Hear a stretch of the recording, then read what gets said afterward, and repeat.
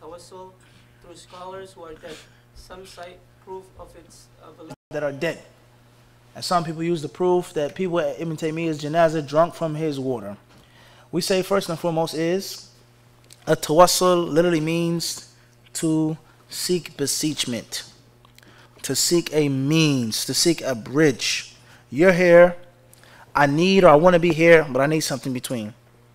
Everybody clear on this? And there's three types of that. The first is making tawassul to Allah through His beautiful names and perfect attributes. You're looking for a job, and instead of you just calling out to Allah, you say, Ya Razaq, oh provider, provide me.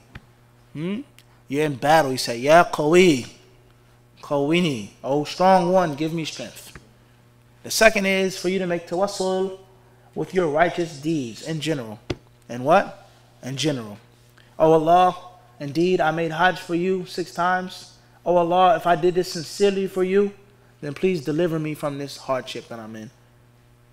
And last but not least is making tawassul with the dua of a righteous Muslim. Of a righteous Muslim. You see someone that you think and feel is righteous, and you say, make dua for me, whether you put it on your license plate or not. Everybody understand this? I don't know who's going to read that license plate, someone that's righteous or not. Al-Muhim, it's through someone who seems to be what? Righteous. Please, what? Pray for me. Everybody clear on this? Obviously, this person who is alive, this person you're asking to make dua for you has to be what? Alive. He has to be alive. And if he's dead, then you're going to fall into several problems. The first is the Prophet ﷺ never ever instructed us to do this. Secondly is this person who's dead, does he have the ability to hear you and listen to you? Or is he or she busy with their own good or bad deeds?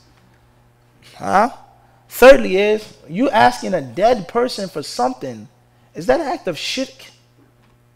Allah said that the people or the things that you call upon in the Quran are what? They're what? Amwat. غَيْرُ أَحْيَاء وَلَا يَشْعُرُونَ أَيَّانَ يُبْعَثُونَ. Allah says those they call upon are dead. غَيْرُ أَحْيَاء. Listen carefully, the Quran. They're dead. غَيْرُ أَحْيَاء. Who aren't alive.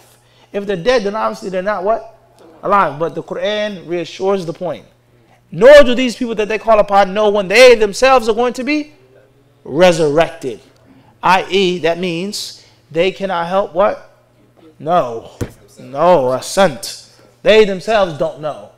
They can't help themselves, let alone those who call upon them. So that's an extremely problematic issue. To make tawassul through someone who's what? Who's dead. Everybody understand this? Now that's a very long argument and discussion with regards to the Prophet ﷺ, bijahi fulan, al-muhim. Ibn Taymiyyah's funeral, rahimahullah ta'ala, it says here that the people, they drank from the water for which they washed him. First of all, because they drank from the water, that meant that was tawassul? Or does that mean that they sought barakah? Not saying that it's still correct, but that's two different issues. Number two, who drank from the water? The knowledgeable, righteous people, or the people like hundreds, if not millions of others, who just loved Ibn Taymiyyah and looked at him as a big champion and hero? Number three, is Ibn Taymiyyah the legislator of the deen or Muhammad? So if Ibn Taymiyyah, if he did it himself and said it's okay himself, and Allah's deen, that means what? Zilch. No matter how knowledgeable Ibn Taymiyyah what? Is. Because Ibn Taymiyyah is not what? Muhammad ﷺ. And it's just that simple. But the problem comes here. This is the Marabatul Faras. This is the reign of the horse now.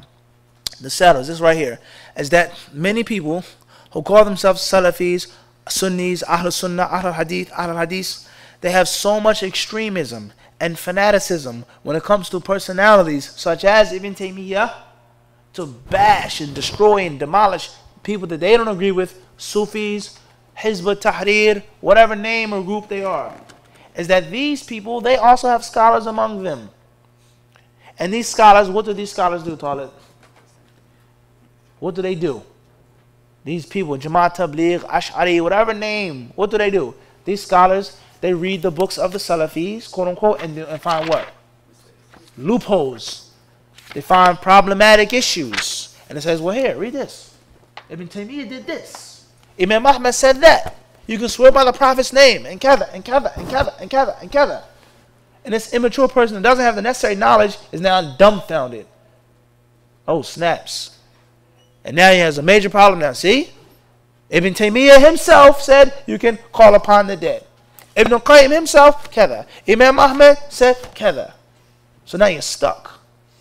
Because of your fanaticism and using Ibn Taymiyyah as an unstoppable weapon, which you shouldn't have been doing in the first place. It's not the Prophet sallallahu alaihi wasallam. Everybody understand this? So in actuality, this Sufi person, this grave person, is actually going to have a point against you. And that's why there is no personality worship in the deen. We love Ibn Taymiyyah. One of my favorite, if not my favorite author. But he is not who? The Prophet ﷺ. So when you use his words and his statements, they support the Kitab and the Sunnah, and they do not become the what? The Kitab and the Sunnah. Extremism begets more what? More extremism. Ghulu only produces more what? Ghulu. Everybody clear on this? It never stops. And you use a person, I quote someone, it never ever ends. So did Muhammad allow this to be done? Did the Sahaba? So Ibn Taymiyyah, what they did at his funeral is totally out of the what? It means nothing. Everybody clear on this? Let alone the fact that everybody at Ibn Taymiyyah's funeral wasn't a scholar. Wasn't someone who had ilm. So that's totally bogus and false for any legal proof. Nothing that Ibn Taymiyyah did is legal dalil. Nor Ibn Qayyim, nor Ibn Rajab, nor Imam Ahmad. Everybody clear on this? The only one whose statement is absolute dalil is who? An-Nabi al-Kareem, alayhi salam. No one else. Wallahu alam.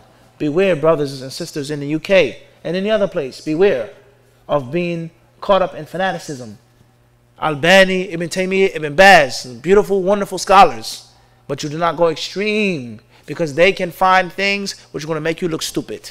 This is going to mean a major contradiction now. All of the ulama agreed, you have to call yourself Salafi. Then when you find this one and you quote Fulan, he never said it. He never said it. Then you're going to look what? You may even revert from Islam. You may even go back. You may even apostate. Huh? So be mindful. Wallahu alam.